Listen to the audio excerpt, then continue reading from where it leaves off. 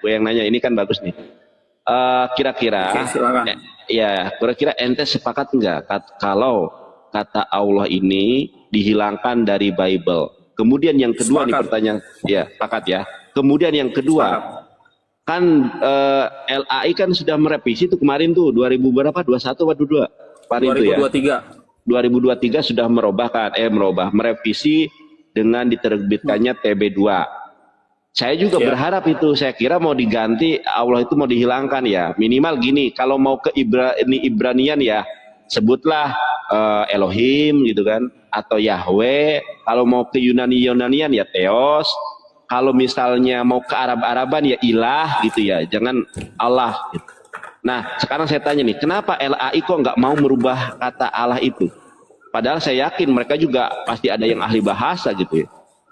Coba kenapa Harusnya mereka nggak? pertanyaan kamu ini harusnya langsung ditanyakan ke LAI, karena kalau Menurut ditanyakan Anda, ke gua, Anda kan menurut tadi, gua ya, kacamata Anda gua kan nih ya, tadi sudah gua kan webinar dengan LAI, silakan.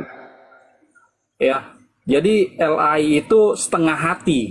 Pada saat kita tonton di YouTube channelnya, alasan mengapa mereka melakukan revisi dan mengeluarkan edisi TB2 LAI adalah mereka mengikuti KBBI dan EYD.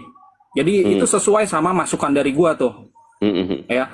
Nah, tapi sayangnya nih, kalau mereka konsisten, maka kata Allah itu akan hilang.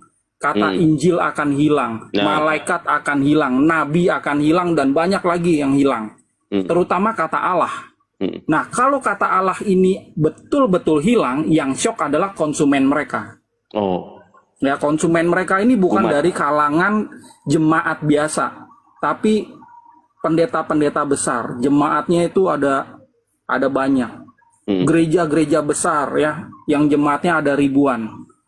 Nah, mereka lah yang akan komplain. Kenapa? Karena berkat terjemahan LAI sejak 1954 mereka berdiri, di situ sudah memuat nama Allah sebanyak 6.000 sekian.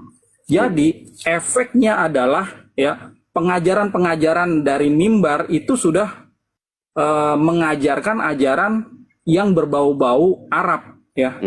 Ajaran sama ajaran Yesua jadi itu berbeda.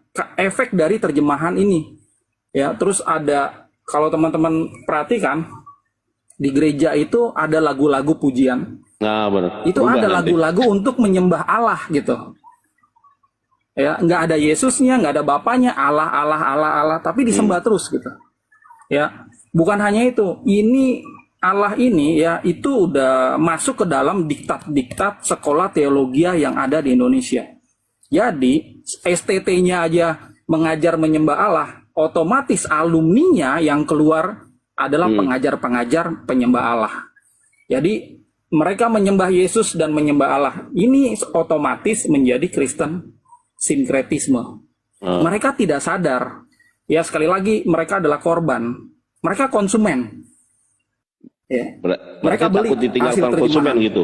Kalau di, ya saya mohon maaf masuk sedikit nih. Kalau memang dirubah, jadi konsekuensinya itu besar gitu ya. Mulai dari pengajaran, kidung jemaat, lagu-lagu gereja ya. Itu pasti ada, wah orang pasti akan apa ya? Kaget, shock. Kaget, shock, pasti, wih ini kok gini, pasti banyak juga yang komplain dari jemaat-jemaat biasa, pasti banyak yang protes itu ya. Ini Tuhan kami kok jadi Theos, kan banyak orang Kristen gak ngerti kan ya tentang original text. Iya. Oh jemaat loh, kok Theos Bapak, Theos Anak, apa ini Theos? Apa ini? Pasti protes ya.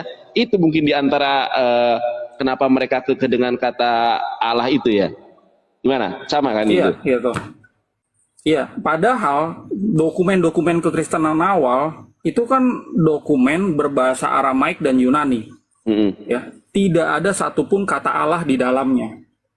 Ya, jadi tidak ada ajaran Yesua itu Allah, Yesua firman Allah, Yesua anak Allah.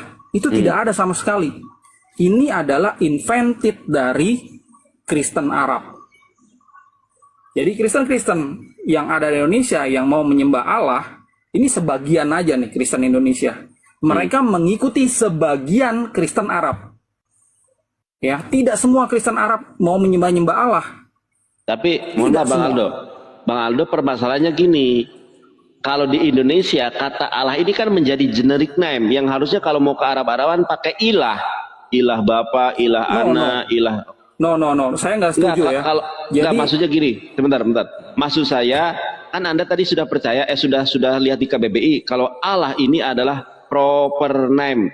Cuma yang dipahami ya oleh berarti orang di Kristen, Indonesia ya berarti di Indonesia itu adalah nama gitu ya. Itu kita harus konsisten di dalam kosakata Indonesia Allah itu nama. nama. Tapi ada sebagian Kristen di Indonesia menyangka itu adalah generic name. Nah itu generic Gitu name. ya. Kenapa kok bisa menyangka generic name? Kan jadi Allah Bapa.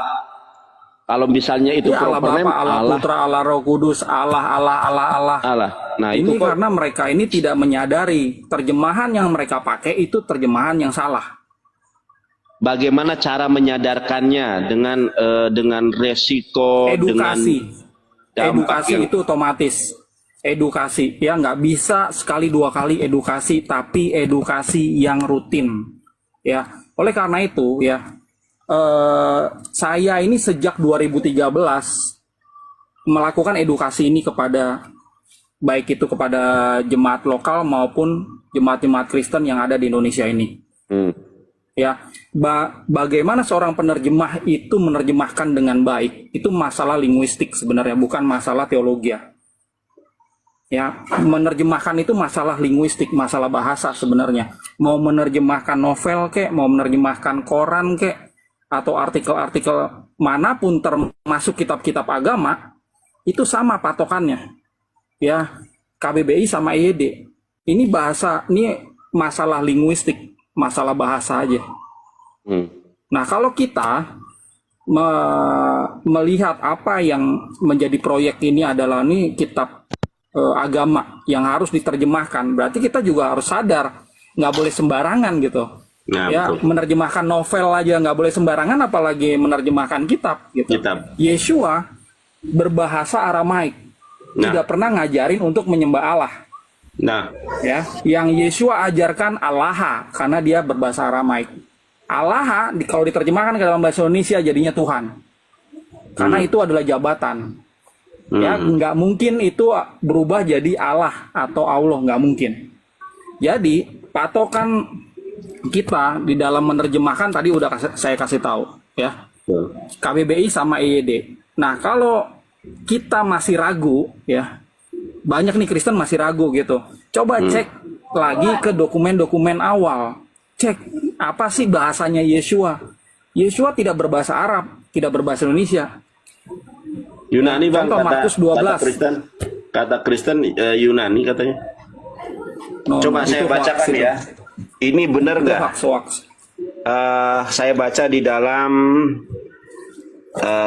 apa namanya itu, di dalam naskah, di dalam Pesita ya. Di sini dikatakan Omar leh Yesu kademoy men kulhun pukdone Shema Israel Morio Alohan Morio Hazu. Mana di sini ada Theos? Ya, nggak ada ya. Ini adalah ada, bahasa ya? Syria ya. Ini saya Bang coba Aldo, jelaskan lagi. Bang Aldo Markus yang 12 ayat 29 ini dibaca tuh sebenarnya Shema Israel Maria Allahan Maria Kathu. Oh, berarti Bang Aldo Aramaiknya mereka apa nih? Estrangelo, Madenhoyo, atau Serto? Yang Ini Estrangelo, Serto ya. ini. Ya, yang berarti, saya terjemahin itu dari yang Estrangelo ya. Jadi belakangnya tuh beda gitu ya. Beda, Madenhoyo, Madenhaya. Nah, cuma O sama A aja doang gitu ya. Itu masalah logat aja. Tapi yang sebenarnya adalah intinya di situ kata-katanya apa? Apakah Yeshua itu menyebut Allah di situ? Ya, jangankan Allah, Theos saja tidak disebut sama Yeshua. Yeshua berbahasa Aramaik. Jadi dia menyebutnya adalah Maria Allahan. Nah, Maria Allahan di dalam bahasa Indonesia jadinya Tuhan kami, bukan Allah kami. Ya. Karena Allah itu adalah jabatan dan dia bentuknya tunggal. Allah ya dikasih N, Allahan jadi Tuhan kami. Bentuk akar katanya adalah Allah. tunggal jabatan. Kalau jamaknya adalah Allahe. Tapi kalau Ya, kalau Serto dalam mah bahasa bukan Indonesia, alahan ya. Ini nih. Di sini kan Omar le Yesu kademoy men kulhun pukdone Shema Israel. Nah ini Bang Aldo di sini Morio terus Alohan. Alohan. Alohan. Ini Serto Alohan. berarti yang Alohan. ya yang dipelajari oleh Bang Aldo ini yang Estrangelo ya atau Madenhaya. Ini di sini Morio ini bukan Maria. Di sini nih Morio ini Morio. Ya, Coba ya. yang dipelajari Cuma beda ini ya doang maksud aja saya sih ya. yang Sebentar. dipelajari oleh Bang Aldo itu yang mana? Kalau saya baru Serto. Nih, ya. Coba. Oh Ini beda kan- ya. Ini Ya, ini kan dia Estrangelo ya. Itu. Jadi ini cuma perubahan dari karakter alfabet bahasa Aramaik karena semua bahasa itu berevolusi termasuk bahasa ini. Cuma kata-kata di dalamnya ini ya itu yang harus kita perhatikan, bukan logatnya. Nah, kata Allahan di dalam Estrangelo kalau di Syria itu kan tadi Allahon gitu ya. Artinya adalah Tuhan kami.